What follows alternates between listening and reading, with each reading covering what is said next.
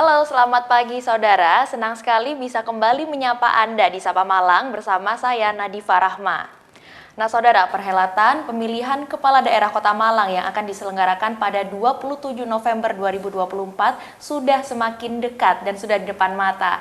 Nah lantas, apa saja yang perlu dipersiapkan dan juga bagaimana update tahapan-tahapan yang dilakukan oleh KPU Kota Malang dalam menyiapkan perhelatan pemilihan Kepala Daerah Kota Malang yang akan diselenggarakan pada November nanti. Nah, untuk lebih jelasnya, sekarang saya sudah berada di KPU Kota Malang bersama dengan Bapak Ali Akbar dari Divisi Teknis KPU Kota Malang. Seperti itu, kita akan membahas begitu ya terkait dengan tahapan-tahapan, lalu juga bagaimana persiapan dari KPU Kota Malang menjelang Pilkada Kota Malang ini. Selamat pagi, Pak Ali. Selamat pagi. Kabar baik ya, Pak Ali pagi Alhamdulillah, ini ya. sehat. Siap, karena kita semakin dekat begitu ya, karena dengan Pilkada 2024 nanti untuk Kota Malang sendiri, pastinya KPU ini sudah melakukan berbagai persiapan, lalu juga tahapan-tahapan. Nah, untuk update dan juga update-nya sekarang ini, tahapannya sudah sampai mana dan persiapannya sudah sejauh mana untuk KPU Kota Malang? Alhamdulillah, kita per hari ini sudah sampai di pembubaran Pantarlih. Artinya itu sudah selesai pencoklitan, pencocokan dan penelitian data pemilih. Sekaligus pula kita juga telah selesai di verifikasi faktual calon perseorangan yang ada di Kota Malang terkait calon perseorangan wali kota dan wakil wali kota. Kita terakhir di tanggal 25 itu sudah pleno di tingkatan kota, gitu. Oh baik, jadi sekarang ini sudah mulai pembubaran Pantarlih sudah, lalu juga coklitnya juga sudah ya, begitu. Lalu setelah melewati beberapa tahapan begitu ya terkait dengan persiapan pemilu Pilkada Kota Malang sendiri, apa saja tantangan yang dirasakan oleh KPU Kota Malang untuk mempersiapkan Pilkada nanti? Ya, tantangannya sebenarnya kompleks. Ya. Kita di Kota Malang ini paket komplit pertama terkait data pemilih jelas. Data pemilih kita memang di awal-awal kita memang sempat tertinggal kesulitan bagaimana pencocokan dan penelitian itu. Tapi alhamdulillah di minggu kedua kita sudah benar-benar memaju karena memang kita ketahui bersama SDM Pantarlih ini ya ada yang paham, ada yang enggak, ya inilah kekurangan kita.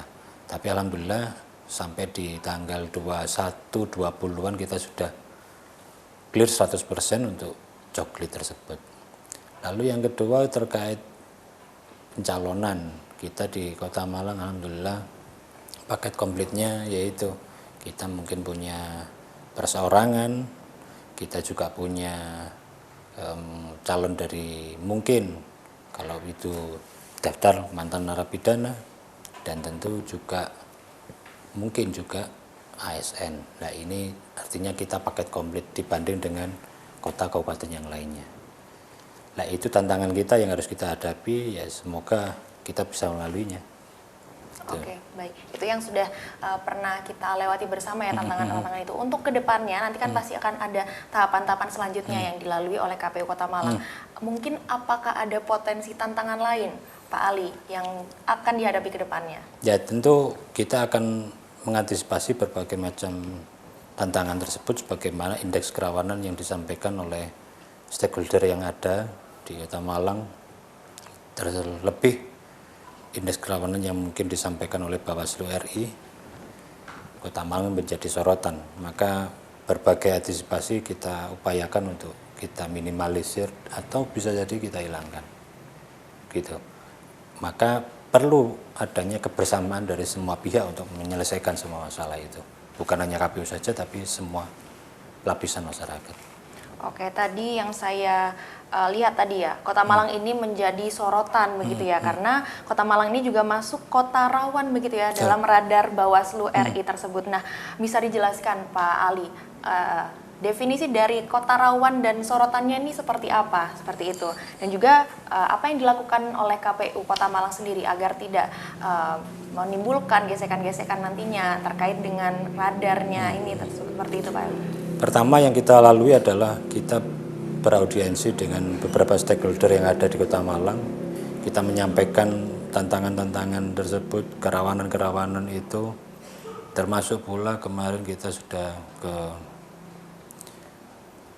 instansi daripada tentara dan Polri, kita sampaikan salah satunya adalah mungkin daripada purnawirawan atau setelah selesainya tugas di kepolisian itu data pemilihnya atau ID pengenalnya masih tertulis di instansi yang lama, belum mengganti daripada ID pengenalnya. Ini yang menjadikan rawan. Ya mungkin kita saat nantinya mencoblos di TPS bisa bawa KTP, tapi kan seringkali bisa bawa undangan. Tapi seringkali kan kita untuk menjaga-jaga antisipasinya kan juga menunjukkan ID pengenalnya.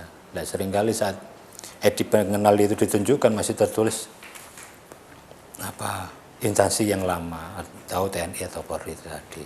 Ya ini akhirnya kita berharap pada pimpinan stakeholder tersebut untuk bisa mengimbau agar mengganti setelah pensiunnya. ID pengenalnya itu tadi diganti dengan yang baru. Itu salah satu tanggalannya. Oke. Gitu. Untuk definisi kota rawan ini tadi yang dari Bawaslu RI juga ini didefinisikan seperti apa, Pak Ali? Ya, secara kompleks memang itu punya definisi yang masing-masing berbeda ya, tapi kita menyoroti baik itu di sisi pencegahannya, kita harapannya bisa bersinergi, artinya kita bisa bersama-sama menindaklanjuti, minimalisir kerawanan itu. Kerawanan yang ada di indeks kerawanannya Bawaslu dengan indeks kerawanannya yang ada di kepolisian, di stakeholder yang lainnya macam-macam, tapi ada garis satu yang sama, garis lurusnya, garis utamanya adalah semua kepingin meminimalisir apapun ancaman yang ada.